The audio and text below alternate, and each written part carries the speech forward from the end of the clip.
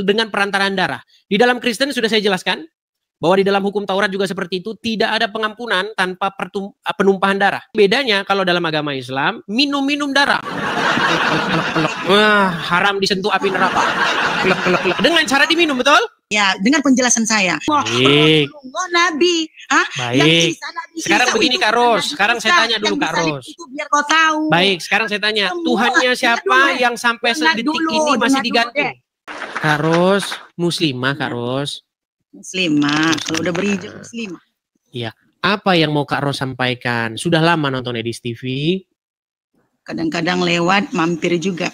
Kadang-kadang lewat. Oke. Ya. Apa yang mau Kak Ros bahas nih? Silakan. Siapa aja lah dulu, Edis aja lah. Iya, silakan. Apa yang mau Anda utarakan? Silakan. Itu ya, masalah lalat di dalam air, ya kan saya kan ikuti juga, ya kan. Masalah boleh meminum air apa tadi, kotoran itu apa namanya, ya. Itu ada asbabnya, ya kan. Edis, kita nih sharing aja, kasih pendapat, ya kan, berbagi. Tidak ada yang boleh egois, emosi kalau ingin, karena kita ini kan saling berbagi, ya kan. Ya kan, berbagi pendapat, kasih masukan. Boleh. Ya kan. Kita bahas dari yang lalat dulu. Gini dulu, Edis. Gimana? Sama pun tak boleh kita saling menghina, itu tidak boleh, ya kan. Bagaimanapun caranya, kalau kita pun menghina keyakinan seseorang itu, kalau keyakinannya masih kuat untuk agama dia sendiri, nggak akan bisa goyang, ya kan. Itu dia kuncinya. Jadi masalah itu tadilah kotoran apa namanya itu? Lalat dulu, satu-satu. Lalat. Itu dua-dua mengenai itu. Lalat masuk minuman. Iya, itu ada asbabnya, ya kan. Pada zaman dahulu itu, ya kan, kadang-kadang karena terjadi dulu kan seperti di Palestina, ya kan, dalam keadaan darurat, yang dimakan pun nggak ada, apapun yang mau diminum pun nggak ada. Jadi itu pada masa zaman Rasulullah dulu, ya kan, itu ada asbabnya, lagi terdesak. Bisa tunjukkan dalilnya? Ada asbabul nuzulnya? Loh, tapi kamu kan, coba kamu bacalah dulu ya. Saya balikan ya kamera saya. Dari awal sampai Z ya. Baik, kita tampilkan. Apakah ada asbabul nuzulnya atau sebab musababnya? Karena kalau saya baca hadis, Muhammad tuh tukang ngomong sendiri, nggak ada angin, nggak ada petir. Baik, lihat ya. Ini hadis. Matan hadis yang menceritakan berkaitan minuman yang dimasuki lalat adalah begini. Dari Abu Hurairah. Beliau mendengar Nabi Shallallahu Alaihi Wasallam bersabda. Tidak ada di sini asbabul nuzulnya. Tiba-tiba saja Muhammad ngomong. Apabila lalat termasuk ke dalam minuman salah seorang daripada kamu, maka rendamlah ia, maksudnya lalat itu, kemudian buanglah. Ini karena salah satu daripada sayapnya adalah penyakit dan di sebelah lagi adalah penawar. Dari Abu Hurairah bahwa Rasulullah bersabda, apabila lalat termasuk ke dalam bekas salah seorang dari kamu, maka rendamlah ke semuanya lalat, kemudian buanglah ia. Ini karena salah satu daripadanya adalah penawar, sebelah lagi adalah penyakit. Nih ya, menurut para ulama, lalat tidak termasuk dalam perkara najis. Ini karena telah ijma ahli ilmu bahwa setiap yang tidak berdarah atau apabila terjatuh ke dalam minuman atau makanan tidak menjadi najis. Walaupun begitu, terdapat juga sebagian ulama yang mengatakan sebaliknya. Seperti biasa, Muslim itu selalu ada dua jawaban, ya. Ada yang bilang najis, ada yang bilang halal. Babi juga begitu, ada yang bilang najis, ada yang bilang halal. Nah, sekarang saya balikan dulu kamera saya, Kak Ros ya. Baik. Tadi Kak Ros bilang ada asbabul nuzulnya mengenai sulitnya air dan lain sebagainya. Kenapa Kak Ros berbohong? Baik, tunjukkan dalilnya. Tunjukkan dalilnya bahwa karena tidak ada air. Silakan. Dengar dulu, pada masa zaman Rasulullah itu memang sulit. Oke, di mana dalilnya? Masa perang, pada masa orang Quraisy dan para kafir memerangi Rasulullah. Begini Kak Ros, Tapi kamu janganlah emosi Kak Ros. Tidak, tenang. Emosi. Nanti hilang lo cantiknya Kak Ros. Kalau marah-marah nanti cantiknya hilang. Diambil Saiton. Baik, gini. Kak Ros, tadi kan Kak Ros bilang bahwasanya karena air langka. Nah, coba Ya. tunjukkan dalilnya. Ada asbabnya. Iya, Jadi mana? Di mana makanya, asbabul dengar wurud dulu. dari hadis itu? Edis, dengar dulu. Kita ini belum orang yang fakar untuk membahas Al-Quran dan hadis. Ya, itu yang orang-orang yang fakar itu pada orang-orang yang Imam Syafi'i, Hambali, yang begitu-gitu yang bisa. Kalau gayok kakak kau nih pun dek, membahasnya itu tidak paham juga untuk membahasnya itu. Sekedar hanya membaca. Kupikir jawaban tadi yang keluar. Hanya sekedar membaca dirimu ya Adis, kamu itu kan hanya membaca kan, membaca Al-Quran, arti Al-Quran itu kan, tapi kamu nggak tahu mentafsirkannya, itu dia kuncinya. Makanya ilmu Allah itu tidak sembarangan, apalagi orang-orang di luar Islam tidak sembarangan diberinya Jadi kunci. diceramahin saya. Oke, bisa gantian Kak Ros? Jadi saya dulu yang bertanya dengan dirimu, kan Kak, saya udah menjelaskan. Saya tanggapi dulu lah Kak Ros, kan belum saya tanggapi. Ya, Oke? saya dulu, karena lalat sudah saya bahas. Bukan, ya, sebentar, saya tanggapi dulu ini sedikit saya tanggapi. Habis itu baru kita mau ngangkat tema yang lain, boleh? Baik. Ya, boleh. Saya tadi berpikir Kak Ros menunjukkan dalilnya. Ternyata bukan dalilnya, tetapi ngarangnya. Lalu, sebentar Kak Ros, tadi kan sudah ngomong, gantian boleh? Iya, boleh. Baik. Kemudian Kak Ros mengatakan bahwa kita ini tidak mengerti Al-Quran. Jangan ikut-ikutan saya, Kak Ros saja yang tidak mengerti. Kemudian Kak Ros mengatakan, yang mengerti itu adalah Imam Hambali, Imam Hanafi, katakan dan seterusnya. Waktu saya membaca Al-Quran Kak Ros, tidak ada di dalam Al-Quran tertulis yang mengerti Al-Quran itu adalah Imam Hambali. Yang mengerti Al-Quran itu adalah Imam Hanafi. Tidak ada. Kenapa orang Islam terus-menerus memfitnah Al-Quran? Tiap hari Al-Quran difitnahnya. Kenapa saya memfitnah? Kamu yang sering memfitnah. Di mana Kak Ros bahwa yang paham Al-Quran itu Imam Hambali, tertulis di Quran mana? Jadi udah saya bertanya dulu ya. Kata itu di dalam apa itu Injilmu itu katanya, iya kan? Katanya darah itu bisa membantu untuk mengangkat kalian ke surga. Sementara darah itu najis bagi kami Islam. Islam itu suci kecuali dalam keadaan terdesak. Itu ya kuncinya. Terdesak itulah dia asbab namanya. Baik, bisa ditanggapi? Boleh? Baik. Saya rasa Kak Ros juga sama seperti saya, orang Indonesia yang mengerti tentang sejarah negara ini dan pasti pernah mendengar istilah ini. Pernah mendengar istilah bahwa kemerdekaan kita ini dibayar oleh darah para pahlawan kita? Dibayar oleh darah pahlawan. Oh, itu memperjuangkan para pahlawan lah pula, memperjuangkan negara Indonesia. Pernah mendengar itu? Bahwa kita setelah merdeka, dibayar kemerdekaan kita ini oleh darah dan nyawa para pahlawan kita? Iya. Oke, jadi Anda percaya sekarang bahwa dengan darah kita sekarang selamat bisa hidup sekarang di Indonesia ini? Oh, berarti kiasannya itu kan di dunia. Berarti Yesusmu dengan untuk memperjuangkanmu untuk begitu juga dengan Yesus. Baik. Baik, saya ajari tentang kekristenan. Bisa dibangkitkan ke akhirat dong. Baik, saya jawab ya dengan paham kekristenan, boleh? Baik.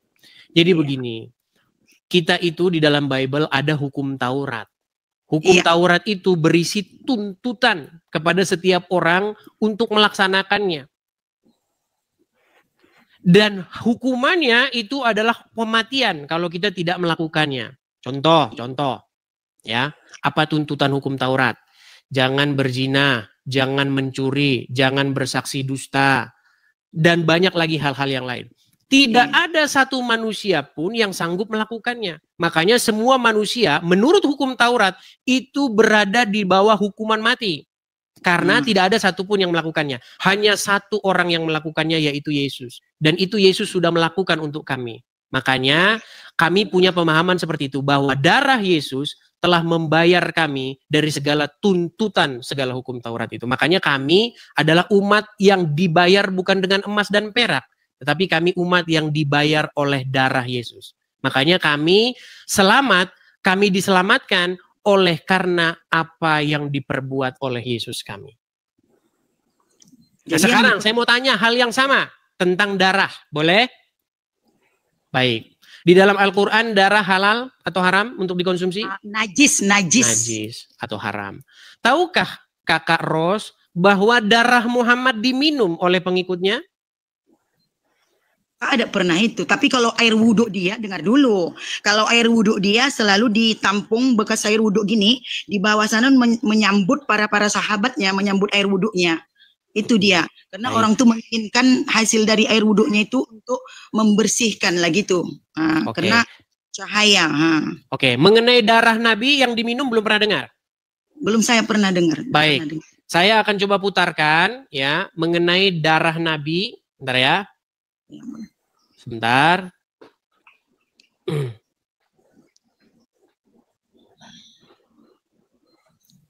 Karena banyak muslim yang tidak pernah mendengar ini ya teman-teman ya. Kita putarkan sebentar. Makanya saya heran juga ya. Baik, saya putarkan sebentar ya. Boleh. Ini dari Abdul Somad ya. Saya pernah dengar cerita tentang sahabat yang meminum darah Nabi SAW. Sedangkan dalam Al-Quran minum darah itu dilarang. Darah itu haram. Ini khususnya. Nama kitabnya Mafahim Yajib an Tusahhah. Ketika Nabi menyuruh sahabat membuang darah bekas bekam. Hijamah. Ambil darah, pergi buang sana. Begitu dia ke belakang, bukan dibuang ya, diminum ya darah Nabi. Lalu dibilang, yang mana darah? Kau minum. Kata Nabi SAW, orang yang darahnya bercampur dengan darahku, haram disentuh api neraka.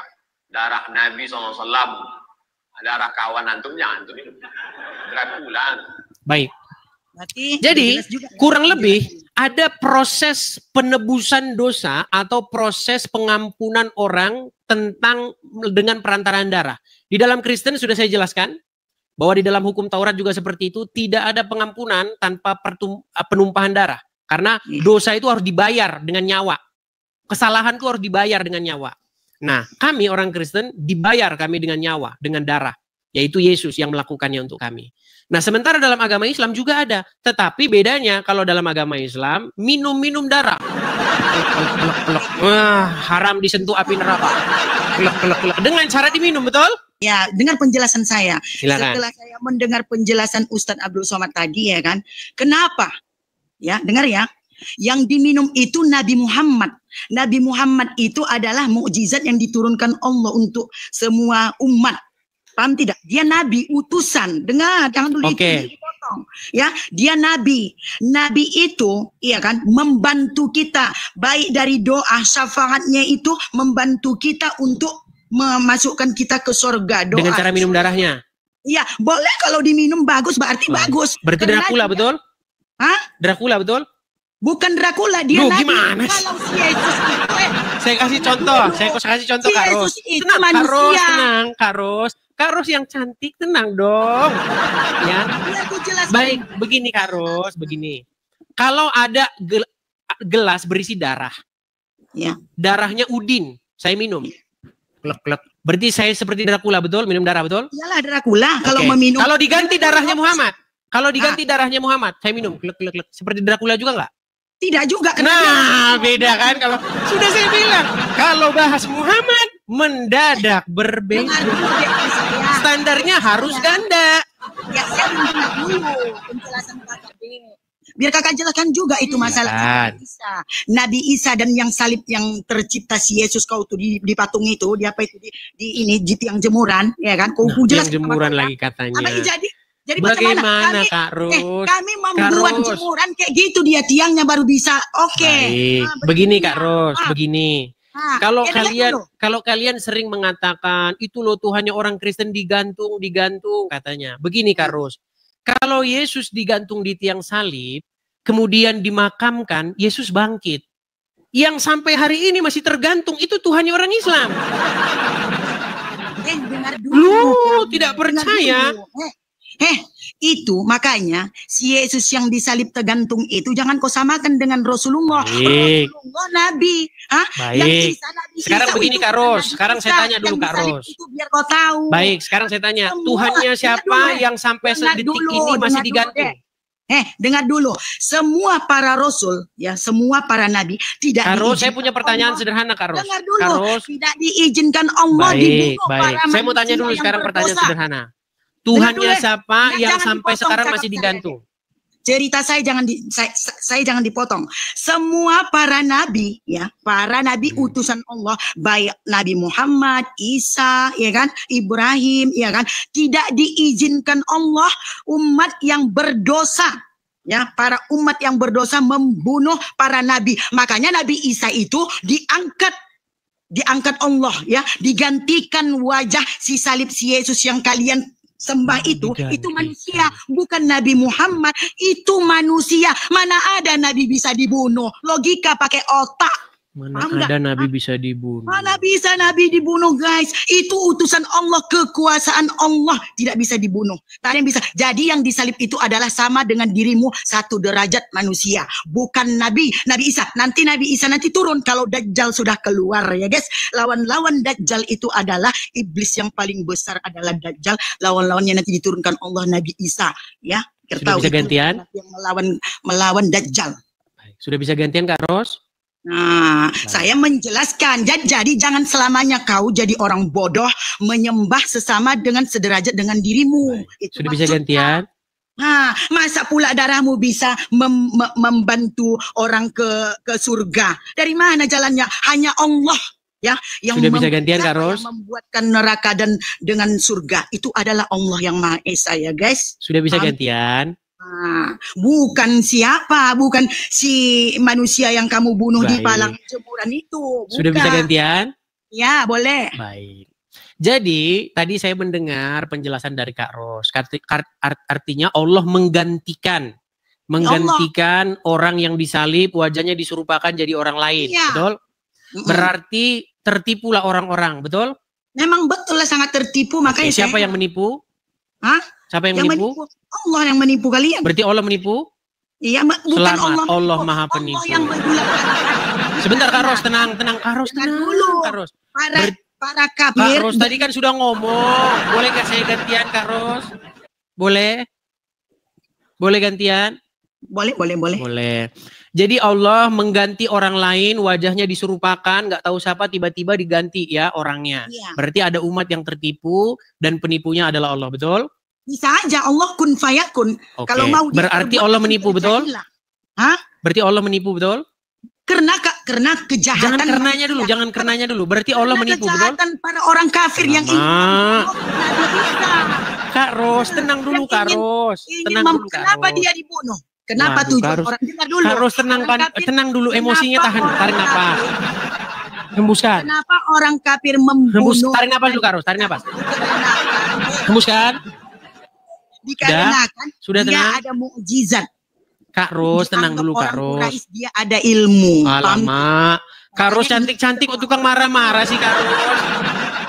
Coba lah dulu jangan marah-marah. Boleh. Baik. Jadi orang-orang kan hendak membunuh Isa. Lalu Allah membuat orang lain yang dia tidak tahu apa-apa, nggak ngerti apa-apa, wajahnya diganti jadi wajahnya Isa sehingga dialah yang jadi salah sasaran, betul? Iya, betul. Oke, artinya Allah menumbalkan orang lain, betul? Iya, betul. Tak salah lagi. Akibat daripada itu, tertipulah orang-orang Kristen, betul? Disangkain itu Isa, padahal bukan Isa, betul? Iya. Oke, berarti yang menipu orang Kristen siapa? Bukan kaparo menipu orang Kristen. Abah. Alamak, susah aku ikutin logikanya Kak Ros nih. Baik, mungkin Kak Ros tidak sampai ke situ. Kemudian yang kedua, masalah gantung-menggantung Kak Ros. Coba jelaskan dulu. Kak Ros, masalah gantung-menggantung. Tadi kan Kak Ros bilang, Tuhannya orang Kristen itu digantung katanya. Begini Kak Ros, kalau sampai sekarang Yesus masih digantung, berarti benar. Kami menyembah yang masih digantung, tapi Yesus naik ke surga. Nah, sekarang saya tanya, yang sampai sekarang Tuhannya masih digantung itu ternyata Tuhannya orang Islam. Gak percaya? Saya tunjukkan. Sampai sekarang Tuhannya orang Islam masih digantung dan dijemur. Baik. Saya perbesar ya Kak Ros ya. Bacaannya apa ini Kak Ros? Pantasanlah kau tak bisa kau diguyang kau kena. Sebentar Kak Ros, saya tanya dulu, ini apa? Ini bacanya apa? Allah, itu Asma, biar kau tahu ya. Asma siapa? Asma. Makanya kau baca itu. Asma siapa Kak Ros? Asma Allah, itu. Allah Tuhannya siapa? Apa? Tuhannya siapa? Apa? Allah Tuhannya siapa? Apa? Allah Tuhannya kami lah. Oke, benar tidak ini digantung, dijemur? Itu bukan Allah. Kan? Susah lah Kak Ros. Biar kasih kau dulu tauhid. Baik Kak Ros, ini hubungan sudah terlalu malam, sudah larut malam. Saya harus melakukan kegiatan dulu Kak Ros. Allah itu tidak mewujudkan sebenarnya saya pengen lanjut terus teman-teman, tapi ya begini kita harus. Kak Ros sedikit. Kak Ros, ada pesan dari Muhammad, Kak Ros, boleh? Nah dulu, saya aja. Ada pesan dari Muhammad bahwasanya kalau sempat akal Allah wanita itu separuh. dirinya, aku tidak mau menyembah dia. Paham kau Gini, tidak? Kak Ros, begini. Besok saya undang untuk naik lagi ke sini gimana? Oke, boleh. Baik. Mantap. Baik. Karena malam ini saya harus sudah selesai karena ada kegiatan saya. Satu pesan dari saya, Kak Ros, ada pesan dari Muhammad bahwa akal wanita itu separuh. Samalah, mulutmu aja pun macam mulut perempuan. Makanya baik. Oke, saya mengundang Kak Ros besok datang kembali ya. Setelah saya mendengarkan kamu, mengikuti kamu tuh memang luar biasa. Mantap ya, luar biasa, mantap. Oke, Kak Ros, saya sudahi dulu. Besok kita lanjut lagi ya. Memiknah orang, ya kan? Oke, besok kita lanjut lagi Kak Ros ya. Oke ya, terima kasih ya.